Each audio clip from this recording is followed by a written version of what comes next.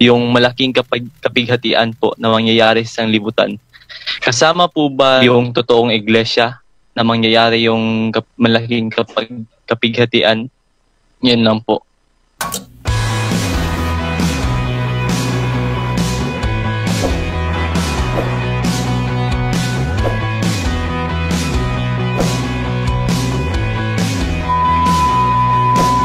Opo, si kapatid na Nael Vincent Dalman na miyembro po ng Church of Christ Anti-Instrument sa Dipolog City.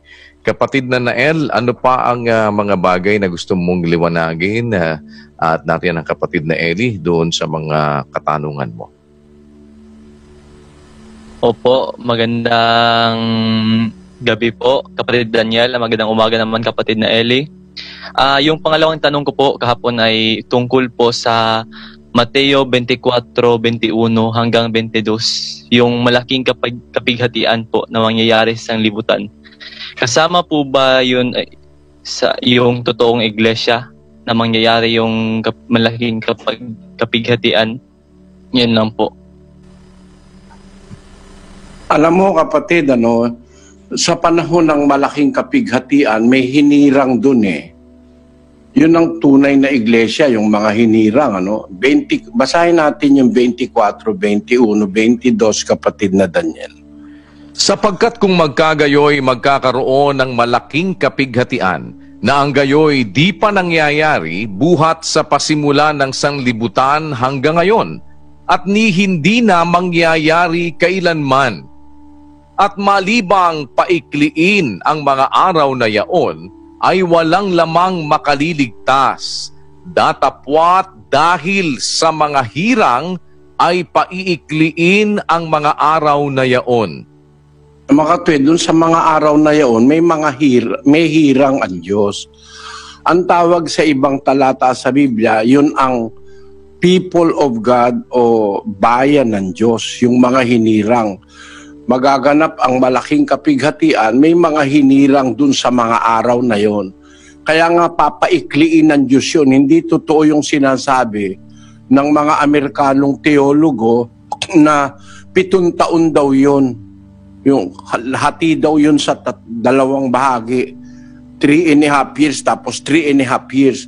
Yun, mga kalukuhan yung mga aral na yun. Wala akong mababasa sa Bibliang ganun. Na ganun kahaba yung malaking kapighatian. Bibigyan kita ng halimbawa, kapatid na Nael, ilang buwan na ba ngayon ang COVID-19? Wala pang 7 buwan pa lang eh. Nag-umpisang lumaganap Disyembre o January. Halos 7 buwan pa lang eh, marami nang napiperwisyo eh. Kung ang kapighatian 7 taon, kagaya nung sinasabi nitong merong mga siraulong mga pastor na kung magturo wala sa Biblia. Ang sinasabi, unless those days be shortened. Those days, except those days be shortened, there should no flesh be saved. On that predicament, But for the elect's sake, those days shall be shortened. Mga days lang yon, hindi yun maraming taon. Maring umabot yun ng 1 taon, pero para sabihin mo, 7 taon, agad-agad nang mali ang thinking nitong mga taong ito eh. Wala kasi sa Biblia yung 7 taon eh, ng malaking kapighatian. Ang sabi ng Panginoon Kristo, those days, mga araw, hindi mga taon. Ang katunayan na yan ay, sa panahon na yan ay nangyayari, may mga hirang ang Diyos, may bayan ang Diyos. Nandun sa Daniel 12:1, kapatid na Daniel, hanggang 12:1. At sa panahong yaon ay tatayo si Miguel na dakilang prinsipe na tumatayo sa ikabubuti ng mga anak ng iyong bayan. At magkakaroon ng panahon ng kabagabagan na hindi nangyari kailanman mula nang magkaroon ng bansa hanggang sa panahong yaon. At sa panahong yaon ay maliligtas ang iyong bayan. bawat isa na masusumpungan na nakasulat sa aklat. Ayun, ang tawag naman kay Propeta Daniel doon, yun ay panahon ng kabagabagan. No? Ang pagkaka-translate sa English dyan, basahin natin kapatid na Daniel. And at that time shall Michael stand up, the great prince will stand, which standeth for the children of thy people, and there shall be a time of trouble, such as never was since there was a nation, even to that same time. And at that time thy people shall be delivered, every one that shall be found written in the book. Ayan, maliwanag na maliwanag yan. Ito yung sinasabi ni Kristo na hindi pa nangyayari ito. Mula nang lalangin ang sanlibutan hanggang sa mga araw na ito'y mangyari. Yung nasa Mateo, magkakaroon ng malaking kapighatian na ang gayoy hindi pa nangyayari buhat sa pasimula ng sanlibutan hanggang ngayon. At hindi na mangyayari kailanman. Ba't hindi na mangyayari? Puputulin na nga Unless those days should be shortened. Maliban paikliin. Ano ba ibig sabihin ng paikliin? Putulin na. Tapusin na. Tatapusin agad ng Diyos yun. Dahil sa mga hirang, paiikliin ang mga araw na yon. Kaya ang sabi naman doon kay Propeta Daniel, ang sabi sa English, and at that time shall Michael stand up, the great prince, which is standeth for the children of thy people. And there shall be a time of trouble, such as never was. Yun yung nasa Mateo, di pa nangyari kahit kailan. Such as never was since there was a nation to that same time. And at that time thy people shall be delivered, every one that shall be found written in the book. Maliwanag na maliwanag. Tawag dito ni Propeta Daniel, sa sulat niya, time of trouble. Sa Tagalog ay panahon ng kabagabagan. At ito, mangyayari ito, kapatid, malaking kapighatian ito, immediately before the destruction of everything.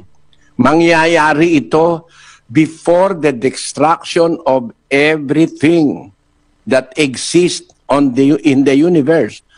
24, 29 ng Mateo. Basahin natin sa English at saka sa Tagalog, kapatid na Daniel.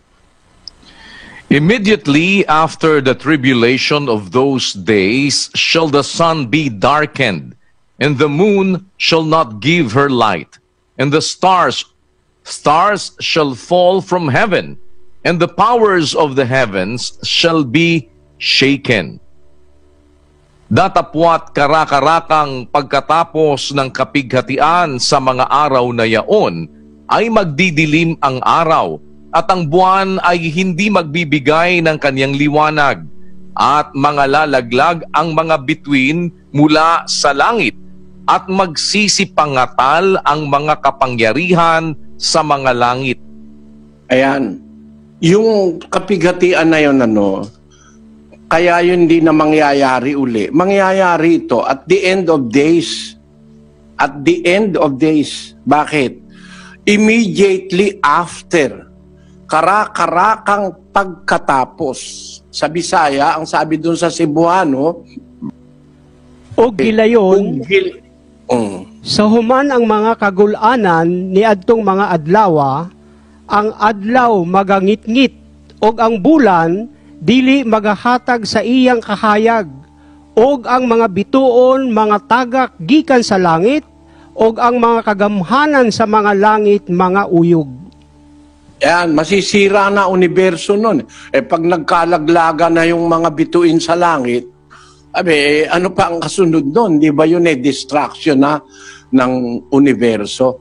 Ang sabi sa Biblia, karakarakang pagkatapos ng kapighatian sa araw na yaon. Ang araw magdidilim na, ang buwan di na magbibigay ng liwanag, malalaglag ang mga bituin mula sa langit. Yun na. Actually, kapatid, yun na ang katapusan ng sanlibutan Kaya iyang kapighatian na yan, mangyayari yan, merong mga taong nabubuhay na hinirang ng Diyos. Kasi alam mo, kung ating isusustain itong pag-aaral na ito, dapat makita mo yung nasa ano na kasi yan nasa prophecy na yan kung ano-ano yung sunod-sunod na mangyayari. Kaya lang, hindi ko, Bible exposition ito, hindi naman ito Bible study. Mahabang masyado pag iisa-isahin ko sa iyo, no? Pero ang pinakikita ko sa iyo yung mga ultimate na pangyayari na pagdating ng malaking kapighatian, may mga taong sa Diyos doon, ang tawag mga hirang. Dahil sa kanila puputulin ng Diyos 'yon. Those days shall be shortened. Pagkatapos ng mga araw na 'yon, ang buwan at saka ang araw mawalan na ng liwanag. It is practically the demise of the universe. Kasi pati ang mga bituin malalaglag mula sa mga langit, mangangatal ang mga kapangyarihan sa langit. May mga kapangyarihan kasi sa langit Yung mga kapangyarihan ni Satanas, nandyan yan sa dakong kaitaasan nasa mga langit yan Wala lang dun sa mataas na langit na kinaroroonan ng Diyos. Pero yung power of, ang tawag ng Biblia dyan, power of darkness, nandyan yan sa mga kapangyarihan sa mga langit. Sa 6:12 ng Efeso, ganito nakasulat, kapatid na Nael. Sapagkat ang ating pakikibaka ay hindi laban sa laman at dugo, kundi laban sa mga pamunuan, laban sa mga kapangyarihan, laban sa mga namamahala ng kadilimang ito sa sanglibutan, laban sa mga ukol sa espiritu ng kasamaan sa mga dakong kaitaasan. Yan, mga espiritu ng kasamaan sa mga dakong kaitaasan. Ang pagkakatranslate sa English, hindi diniretso. Sa English, sa Tagalog, hindi diniretso Sabi sa English, against the spiritual host of wickedness in the heavenly places. Meron diyang mga host of wickedness sa heavenly places, sa kataasan, diyan sa mga langit. Ngayon, pagka dumating na tapos na yung malaking kapighatian, ang buwan ay hindi na magbibigay ng liwanag, ang araw didilim na, ang mga bituin malalaglag na mula sa langit, mangangatal ang mga kapangyarihan sa mga langit. Ang kahulugan nun, yung mga ngatal, manginginig, matatakot yung mga kapangyarihan sa langit. Yan nga yung kapangyarihan ng mga kalaban ng Diyos, mga sila Satanas at saka yung kanyang mga alyado. Kaya yan mangyayari yan doon sa pinakamagandang huli na, kumbaga, finale na ng existence ng universe, yung malaking kapighatian. Kaya lang, hindi naman yan napapag-ukulan ng pansin sa iba-ibang mga iglesia. Hula ko sa iglesyang kinaroroonan mo, baka hindi itinuturo ng ganyan yan Kaya nga nagtatanong ang marami, ang mga Kristiyano ba noon ay makakaranas ba sila ng malaking kapighatian? Maaaring makita nila yon, yung mga hinirang sa araw na yon. Pero hindi sila masyadong maaapektuhan nun dahil nga sa kanila paiikliin yun They will have a taste of it. Makikita nila, they will be witnesses to that. Yung sinasabi ng ating Panginoong Hesukristo. Kaya doon sa Lucas, sabi ng Panginoong Jesus, pag nakikita nyo na ang mga bagay na ito, doon sa Lucas, itaas ninyo ang inyong mga ulo. Sabi niya, 21:28 ng Lucas. Pakinggan mo. Datapwat kung magpasimulang mangyari ang mga bagay na ito, ay magsitingin kayo at itaas ninyo ang inyong mga ulo sapagkat malapit na ang pagkatubos ninyo. Yon. Pag nakita nyo na yun, nangyayari ang mga sinabi ko na yan, itaas ninyo ang inyong ulo. Tumingin kayo sapagkat malapit na ang pagkatubos ninyo. Yun ang sinasabi sa Biblia, kapatid. Salamat ha, kapatid Nael. Salamat po. Maraming salamat po. Ba, kapatid Nael, yung tanong mo, naunawaan mo ang sagot? Opo, maliwanag po. Sige, salamat sa Panginoon.